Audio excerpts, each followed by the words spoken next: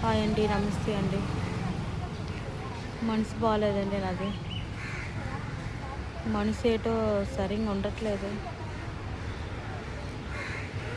ఏమైపోతానా అని కొద్దిసేపు టెన్షన్గా ఉంటుంది, కొద్దిసేపు అనిపిస్తుంది నేనేమైపోతానులే నాకు అనిపిస్తుంది. బయటకైతే నవ్వుకునే ఉంటున్నాను, లోపల చాలా దుఃఖం ఉంది. ఏం చేస్తామండి, కొంతమందికి కొన్ని కష్టాలు దేవుడు చిన్నప్పటి నుంచి పెట్టేస్తాడు. ఆ రాసిన దేవుడు కూడా ఇది లేదు అసలు.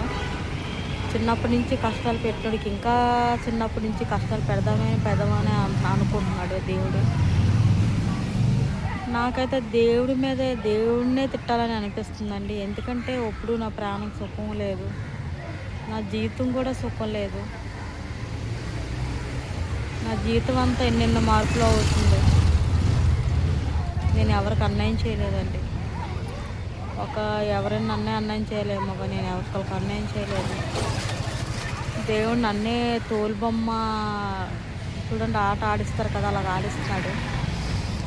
ఏ జన్మలో ఏ పాపం చేస్తున్నా నాకైతే తెలియట్లేదు. నా వల్ల నా బిడ్డ కూడా పాపం తగిలినట్టుగా తగులుతుంది. నేను దాన్ని ఎదురుగా ఏడుస్తుందని దాన్ని ఎదురుగా ఏడలేకపోతున్నాను నేను. కానీ మనసులో అయితే చాలా బాధ ఉంది.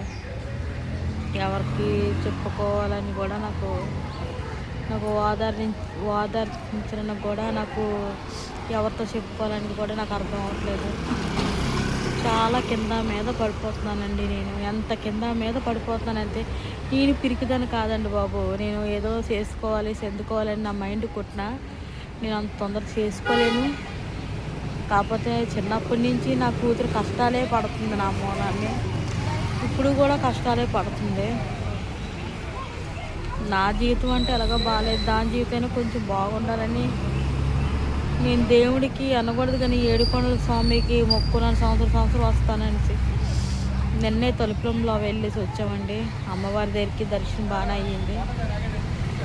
అయినా అన్నీ చేస్తున్నానండి. ఎందుకు నా మీద ఎంత కుట్ర పడుతున్నారో నాకే తెలియట్లేదు. దేవుడు ఎంత కుట్ర చేస్తున్నాడో అర్థం అవ్వట్లేదు. నా మనసు అయితే బాగాలేదు అస్సలు. ఏం చేస్తున్నానని కూడా అర్థం అవ్వట్లేదు. నా మైండ్ ఒక్కొక్కసారి బాగుంటుంది, ఒక్కొక్కసారి బాగోట్లేదండి. నేనేమైనా అయిపోయాను అనుకో, నా కూర్చుని ఎవరు చూసుకోలేండి. నేను అంత తొందరగా ఏదో చేసుకుందన్న అయితే కాదు.